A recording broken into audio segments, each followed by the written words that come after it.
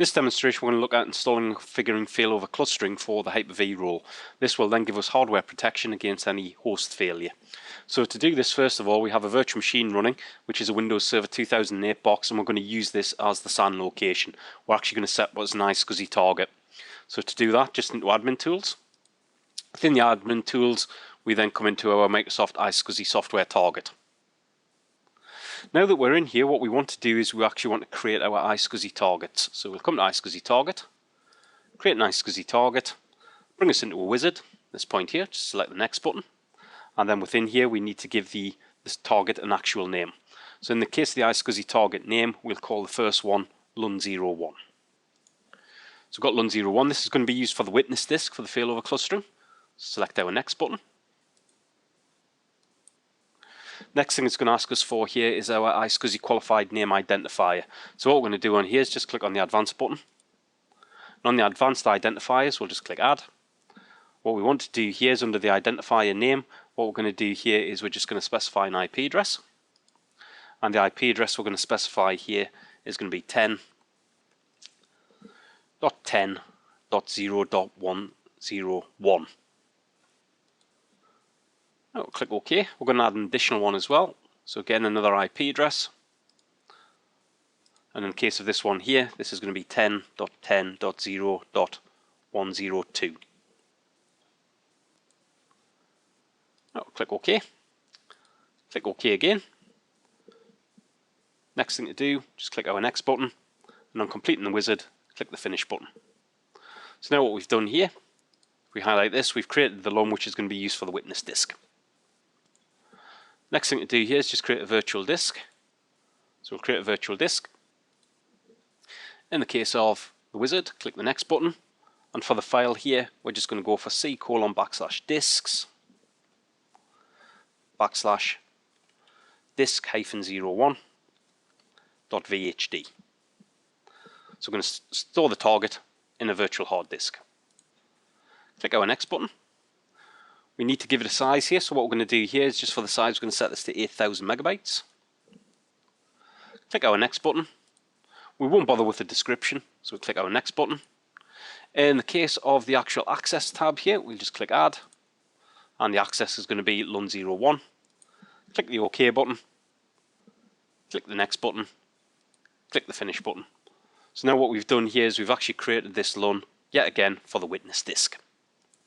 Right, the next thing we need to do is create somewhere to put the virtual machine that we're going to set up as a clustered resource on the Hyper-V hosts. So all we're going to do under our iSCSI targets, we're just going to create an iSCSI device. So we've already got the target in place. We're now going to create a device for the virtual machines to go onto. So right click, create another virtual disk. Click our next button. This time we're going to go for C:/disks / and we're going to make it disk-02.vhd. Click our next button again. We want to make this 20,000 megabyte or 20 gig. And we'll select our next button. Again, we won't bother with the description. Select next. On the access, we'll just click the add button and we'll associate that virtual hard disk yet again with LUN01. Click OK at this point. Select our next button and just finish off. So now what we've done is we've created the LUN. We've created two virtual hard disks within the LUN. One of those will be used for the witness disk for the Windows clustering. The other one will be used to store the actual virtual machine itself. Now that we've created the iSCSI target, the next thing we need to do is set up the initiators. And the initiators at this point are going to be the NYC hosts that actually have the Hyper-V role installed. So what I've actually done on NYC host 1 now is I've gone into the admin tools and I've came into the iSCSI initiator properties. And what I'm going to do here is I'm just going to set up NYC host 1, which is my physical box, to connect through to the iSCSI target, which is the NYC server 4 virtual machine. So to do this, first of all, we just need to come to our targets tab, which we're in. Then on the iSCSI initiators, what we're going to do is we're just going to go for the target box. We're going to put in the IP address of the iSCSI target, NYC server 4, and we'll just select quick connect. We can see that it's picked up the target, so that's fine. We'll just click our done button. Then what we'll do is we'll just come to the volumes and devices, and what we're going to do here is we're just going to click on auto configure. As you can see, it's picked up the two iSCSI LUNs that we created, or sorry, single LUN with the two targets within the LUN. Click the OK button. We've now connected NYC host 1 to the shared storage location.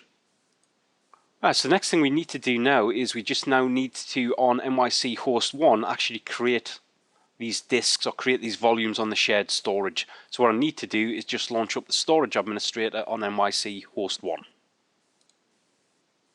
So storage administrator is up and running now, so the next thing we need to do is just put the disks online.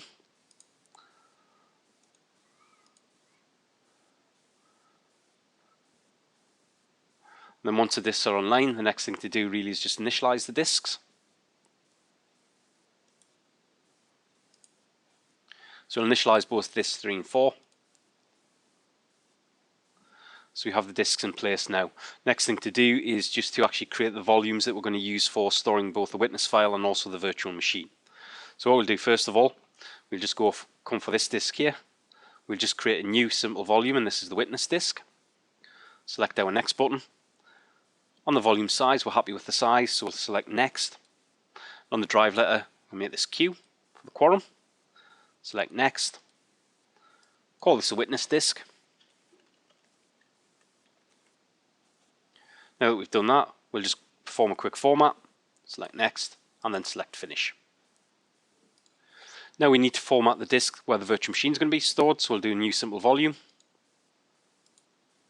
Specify the full size, select our next button. Just make this the M drive. Select our next button, and in the case of the volume label here, we'll call it VM storage. Perform our quick format. Select finish. I'll now format the disk. So we've now got NYC host 1 connected through to the iSCSI target. We now need to do exactly the same thing on NYC host 2.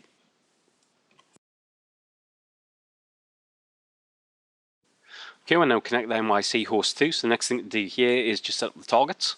So in the case of the target, it's going to be 10.10.0.24. We'll quick connect through there. We can see that we're connected to the target now. So the next thing to do really is just to set up the volumes and devices. So into volumes and devices, click the auto configure button and verify that we do actually have 2 disks. So we do. So we'll click OK at this point here, and that's now NYC host 2 set up with the iSCSI targets. Right, the next thing to do now that we've set up both servers to connect through to the iSCSI target is just actually install the clustering feature. Now it's a fairly straightforward task. It is literally a case of just come to your features, click add features, and turn on the tick box for failover clustering, and then just allow the wizard to run through and then come out of the wizard. So I've done that now on NYC host 1, need to do exactly the same thing on NYC host 2. So we're now on NYC host 2, so we'll just come into the features. Then within the features, we can see that we've already installed the failover cluster manager. So the next thing to do now is just actually create the cluster between our 2 Hyper-V hosts.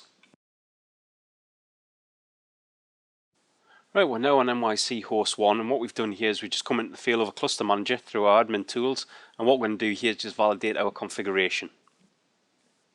So on the wizard, we'll just select our next button, and what we'll do here is we'll just enter the 2 hosts that we want for our cluster. So we've got NYC-host 01.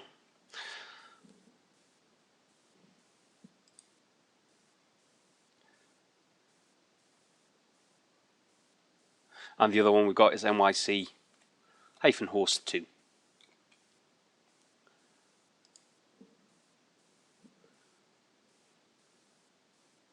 Right, they've both been added in, so the next thing we'll do is just select our next button.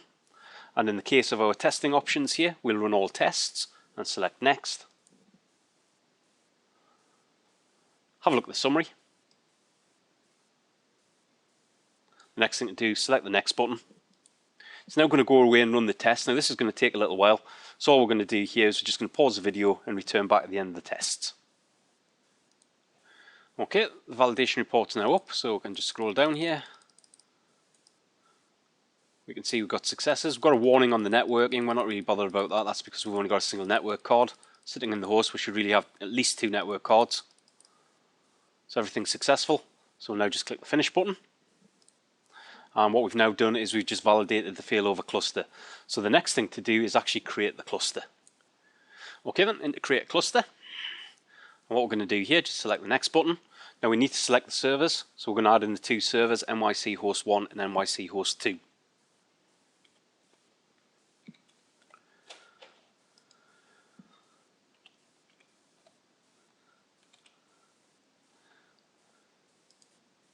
So we've got those two things in place. Click our next button. We need to give our cluster a name, and what we're going to call the cluster here, we're going to call it NYC HV cluster. And then for the address, we're going to set it at 10.10.0.90 for the cluster itself. Select our next button.